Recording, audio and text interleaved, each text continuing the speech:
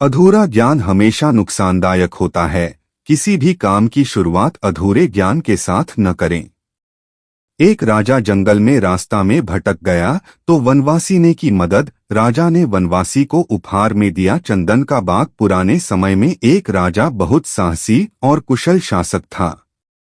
वह समय समय पर मनोरंजन के लिए जंगल में शिकार के लिए अकेला ही जाता था। एक दिन वह ऐसे ही शिकार पर गया तो जंगल में रास्ता भटक गया। वह वापस अपने राज्य लौटने का रास्ता भूल गया। सुबह से शाम हो गई लेकिन वह रास्ता खोज नहीं सका। भूख प्यास की वजह से हालत खराब होने लगी थी।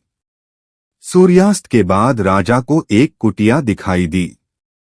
राजा वहां गया तो देखा कि कुटिया में एक वनवासी था। राजा ने उससे भोजन और पानी मांगा। वनवासी ने राजा का उचित सत्कार किया। इस अतिथि सत्कार से राजा बहुत प्रसन्न हुआ और वनवासी से कहा कि हम इस राज्य के राजा हैं और तुम्हारे आतिथ्य से खुश हैं, इसीलिए हम तुम्हें चंदन का बाग भेंट में देते हैं।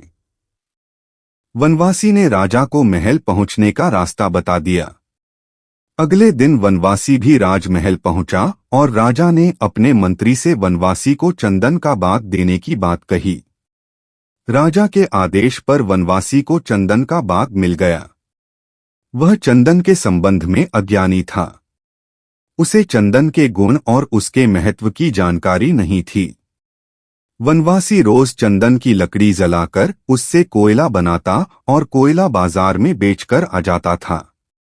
धीरे धीरे बाग के सभी चंदन के पेड़ खत्म हो गए। वनवासी ने अंतिम पेड़ भी काट दिया। वह लकड़ी जलाकर कोयला बनाता उससे पहले बारिश होने लगी। तब उसने सोचा कि आज लकड़ी ही बेच आता हूं।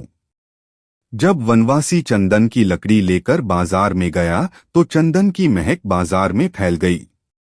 वनवासी की सभी लकड़ियां बहुत ज्यादा दाम में बिक गईं।